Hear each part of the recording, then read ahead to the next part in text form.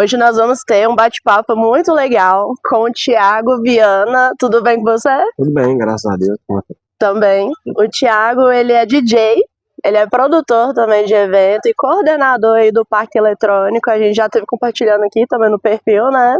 E a gente vai contar um pouquinho desse projeto, a trajetória dele, o que significa, né?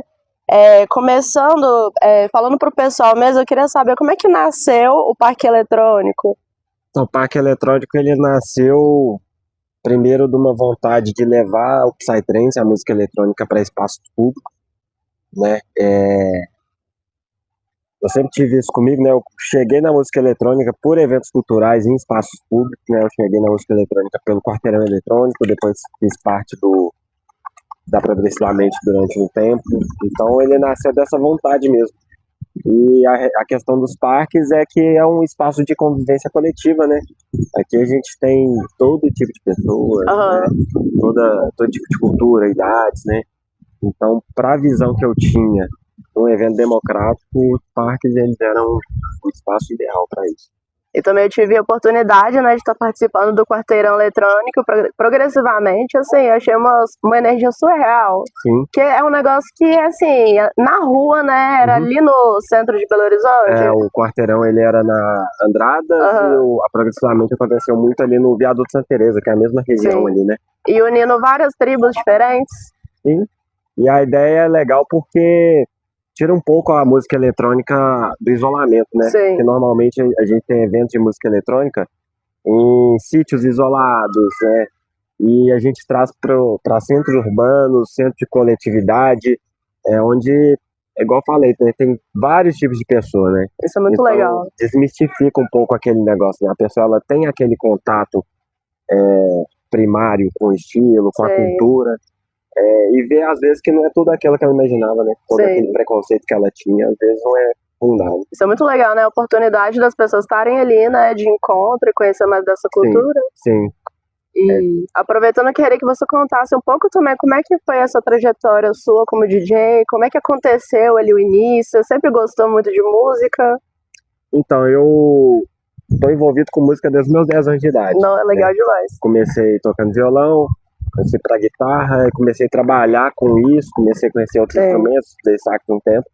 Num período da minha vida eu meio que desanimei de música, larguei mesmo, né? E quando eu conheci o Quarteirão Eletrônico, foi o meu primeiro contato com música eletrônica, eu gostei do estilo de música e comecei a querer entender o que o DJ que estava ali no palco estava fazendo, né? Porque a gente, quando a gente não conhece essa cultura da discotecagem, a gente tem a visão que o cara só tá colocando música, só tá apertando o botão. Aí eu falei, velho, não deve ser só por isso, né? Tem tanto de botão ali, então ele deve estar fazendo alguma coisa interessante. Comecei a pesquisar, estudar, e ali eu me apaixonei tanto pela música eletrônica quanto pela arte da discotecagem. E junto com isso veio a paixão pela produção de movimentos culturais. Como eu cheguei nesse tipo de movimento, eu tive essa visão de que a música eletrônica ela pode ser democrática, sabe? Porque se não tivesse esses movimentos, espaços urbanos, talvez eu não teria tido esse primeiro contato, e talvez esse primeiro contato também não teria sido algo tão saudável, né, tão natural. Né? Então, um pouco da minha trajetória na música, como DJ, como produtor cultural, elas meio que se interligam, né? É o amor pela música mesmo. É um amor mesmo, eu acho isso muito bacana, né? Porque vem ali da sua jornada, desde assim, ali da sua infância, pré-adolescência. Eu também compartilho um pouquinho disso, né? Porque eu também sou música, comecei a tocar violão também ali com uns 12 anos. E é uma jornada de conhecimento. Sempre a música tem alguma coisa a desenvolver, não é? Sim, a aprender. Sim. A música, como tudo na vida, você nunca sabe tudo, né? Mas a música ela é tão infinita que quando você acha que você sabe, quando você vai ver, você não sabe nada. Pois é.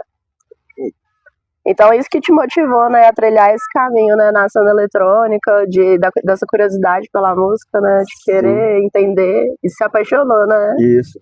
A curiosidade, assim, né, a curiosidade ou a vontade de voltar a ter contato com música, como eu falei. Eu fiquei um período parado, e como você fala, minha infância, pré-adolescência, adolescência, eu sempre fui muito voltado à música. Então tinha algo ali que faltava. E a música eletrônica ela conseguiu me trazer isso de volta, mas que isso, os movimentos culturais conseguiram me trazer isso de volta, né? Nossa, isso é muito bacana, né? E eu queria saber também qual que é o parque ou o local mesmo que você gostou de realizar esse projeto do parque eletrônico, o que mais te chamou a atenção?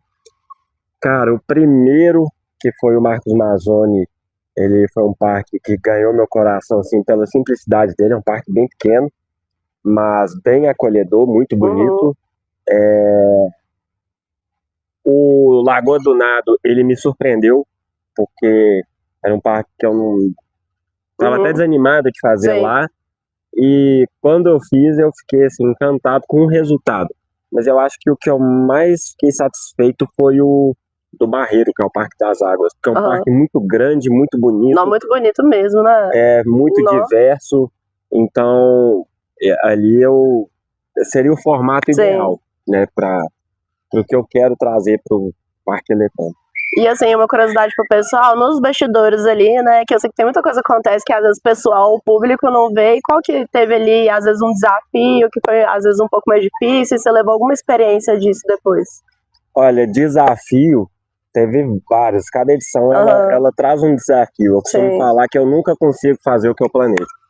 Sempre alguma coisa dá errado, né? E eu sempre me surpreendo também.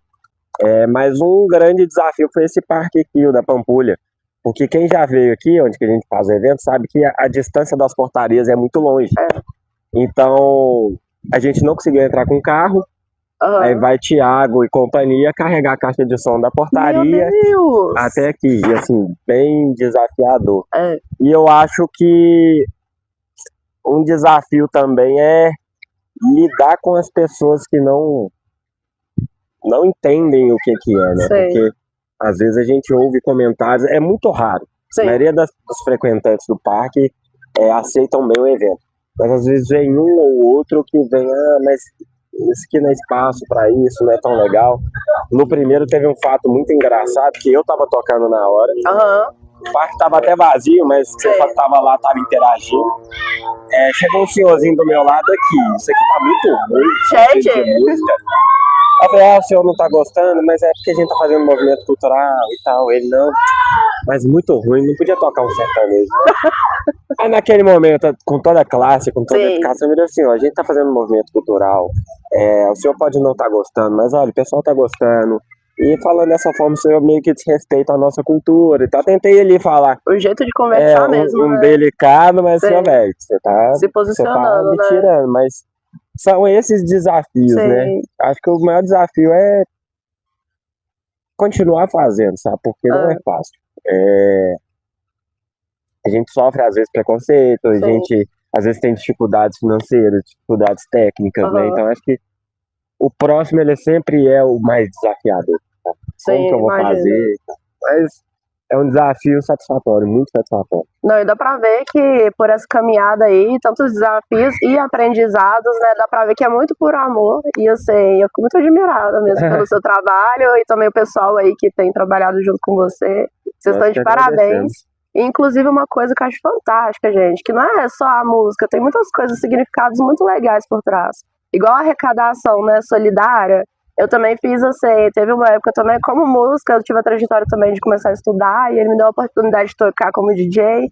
E aí, né, no momento, foi nesse parque aqui mesmo, o Parque Foi. Ecológico da Pampulha, ele virou pra mim e falou sobre as arrecadações, que ele tava na época ali do frio, do inverno, e ele estava arrecadando agasalhos, né, para as pessoas, então eu acho que é um projeto muito legal. Comenta pra gente como é que funciona, e quem quiser também participar de alguma maneira, às vezes também não só indo no evento, mas estiver ali no momento de estar doando alguma coisa, como é que funciona, se tem como já doar para você diretamente.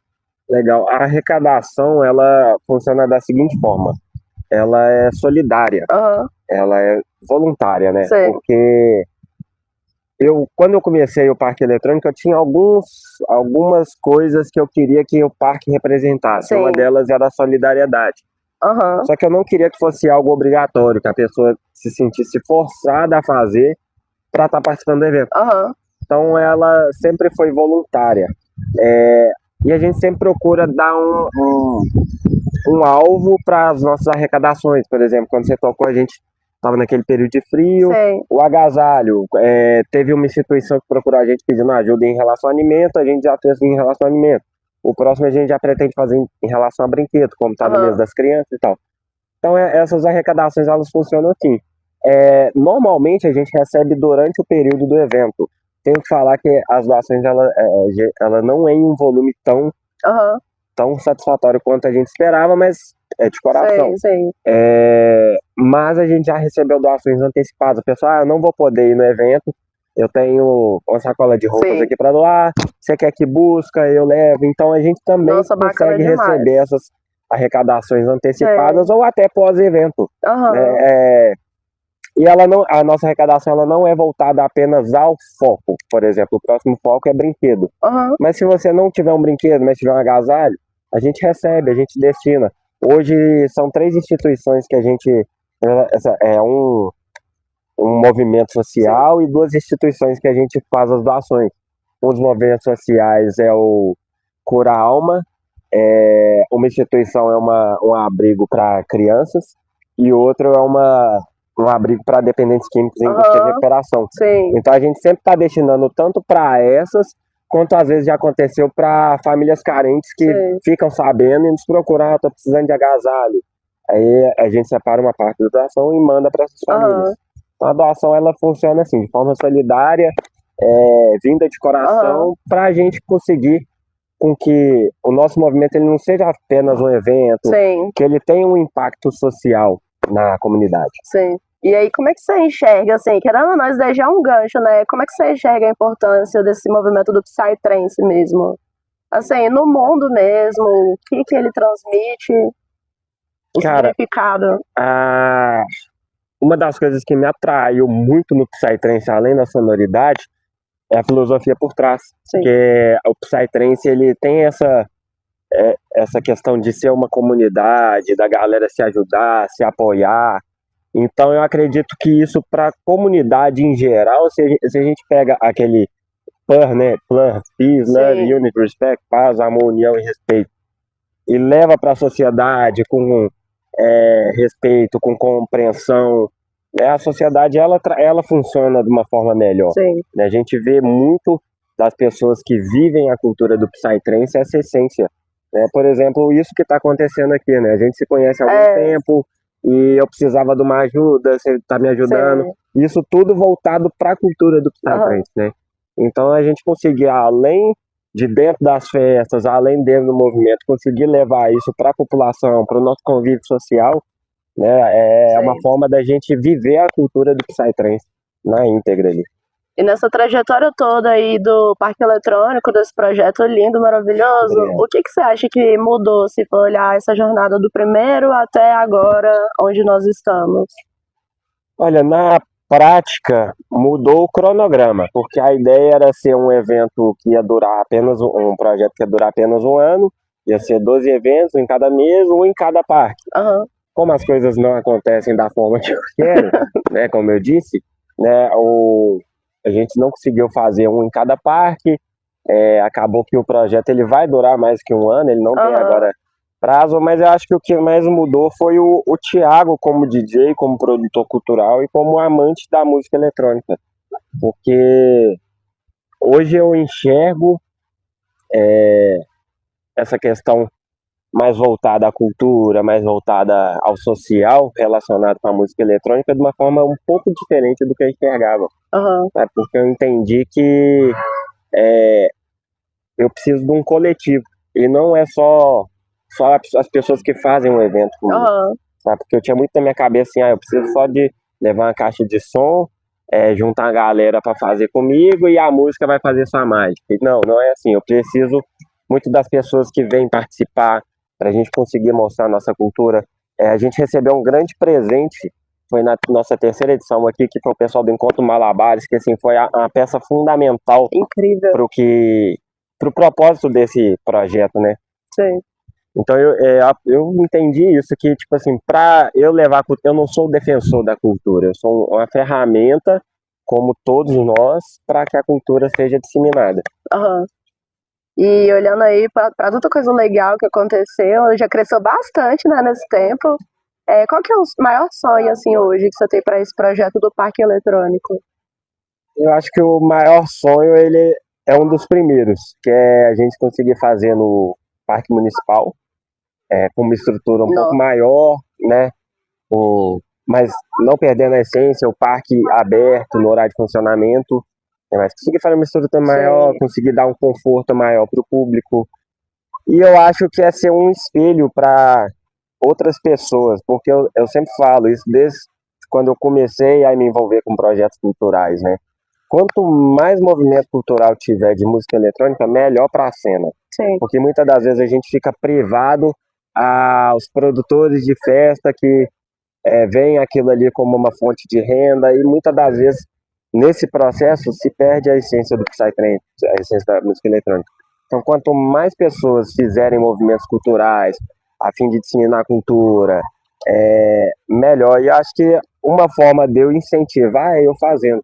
Eu já tive a experiência de ver pessoas que participaram de alguns eventos meus, conversaram comigo e que fizeram depois movimentos culturais, não se espelhando em mim, mas se espelhando no que eles viram, nas possibilidades, na beleza de se fazer isso.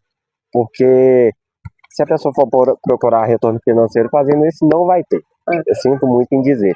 Mas o retorno é mesmo a gratidão, o amor à música.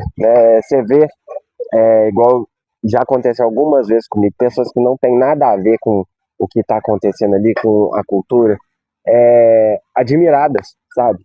Então, quando você vê uma pessoa de idade que está passando e fica horas ali só observando, depois vem, agradece, uma criança, igual nesse parque mesmo eu tive a experiência de uma criança autista, que a mãe falou que ela não reage à música, porque durante toda a execução do evento ela ficou dançando, né? Então, nossa, é uma coisa linda, né, de ver. Sim, e aí você tira um pouco do eu para fazer por outro. E a ideia é essa, a gente conseguir atingir essas pessoas, porque quem já é da cultura tem seus espaços e tal, mas essas pessoas elas não conhecem, então é uma oportunidade delas poderem conhecer e às vezes ali até não gostar, mas ela vai não estar gostando de uma coisa que ela tá vendo, não uma coisa que ela só imagina, sabe? Então é para quebrar mesmo o preconceito, para pelo menos ela poder falar mal, mas com vivência de eu vi, o pessoal fica dançando de forma esquisita, não gostei. Poxa, ouvindo assim você falar sobre toda a trajetória, a história do projeto, o seu contato com a música eletrônica, dá pra ver o brilho que você tem no olho, você realmente faz por amor. Mais uma vez, parabéns, e você é merecedor, porque também o pessoal tem que ver que é uma trajetória, né, que é construída ali de pontinho a pontinho. Fica o convite também, né, sobre o coletivo, as pessoas que também estiverem para poder somar positivamente, né, as portas estão abertas, né? Sim, a gente sempre procura pessoas que compartilham da ideia, né? Entendem o movimento e que abracem mesmo o movimento. Eu sempre falo, eu não quero que me dê dinheiro, eu não quero que venha carregar caixa de som comigo, mas eu quero que compartilhe da ideia e abrace mesmo esse movimento, né? Eu, durante essa trajetória, não só com o Parque Eletrônico, eu encontrei algumas pessoas, né? Tem o Weber, que me acompanha até hoje, que vem de anos, que é um cara assim que abraça sempre essas ideias, não só as minhas quanto as outras, né? Tem você, tem a Andressa da Rave Art, que apareceu recente, abraçou a nossa ideia. Tem o pessoal do Encontro Malabares, que assim, foi um encontro fantástico, que assim, se complementou, gente, né? Então, não só eles, como outros, né? São pessoas que assim não vêm para pensar em si próprio, mas pensar na questão do coletivo, do movimento, da cultura, né? E fazer com amor mesmo. Sabe? E devagarzinho a gente vai fazendo. Como eu sempre falo, a gente não faz com luxo, a gente faz com o que a gente consegue da melhor forma possível. E assim a gente vem fazendo desde o início. Né? E, como eu falei, nunca consigo fazer exatamente o que eu quero, mas eu sempre me surpreendo. Porque eu acho que essa questão de fazer com carinho, com amor, faz toda a diferença, né? Então, tudo no final dá certo. E para o fechamento mesmo, se fosse pra gente resumir isso tudo, essa vivência toda, em uma palavra, qual palavra seria essa? Eu acho que é amor. Assim, amor à música, amor à arte, amor às pessoas, amor à natureza, né? Então, eu acho que seria, para mim, a palavra que define toda essa trajetória é amor. É um sentimento muito puro, né? Muito Sim, verdadeiro e que faz a diferença, né? Se a gente até olhar pra tudo na vida com amor, é assim, uma coisa que transforma, né? sim. É, acho que é o que precisa no mundo, né? Mais Sim, amor. Muitas das vezes a gente confunde outros sentimentos com o amor, né? sim. E por isso que eu tenho a clara certeza de que do início da trajetória até hoje, a palavra que eu definiria é amor, porque é o sentimento mais puro que eu consigo É. sentir fazendo esse movimento, sabe? Nesse fechamento agora, deixa aí uma frase aí ou algo que vier na sua mente, no seu coração agora, pra galera que tá assistindo aqui. Difícil. Bom, o que me veio na mente, assim, de primeira, é uma frase do Nietzsche, né, que é: sem música a vida é um erro. Acho que é a primeira coisa que me veio na mente, né? E agora eu vou fazer um agradecimento, né? Agradecimento a quem está assistindo, né? Que tirou um tempo para ouvir um pouco da nossa história. Agradecimento a Gabi, né? Que tirou um tempo para vir, para a gente fazer esse material. Um agradecimento às pessoas que até hoje participaram dos nossos eventos, que apoiaram direto ou indiretamente. Agradecer todas as doações, né? Agradecer não só ao pessoal do Parque Eletrônico, mas todas as pessoas que passaram na minha trajetória na música eletrônica, que de alguma forma me ensinaram alguma coisa para hoje a gente está conseguindo fazer esse projeto, né? Não vou citar nomes, senão fica uma lista extensa, mas é agradecer mesmo Sim. a cultura, a arte, a música, as pessoas que fazem parte disso. É isso. Obrigado.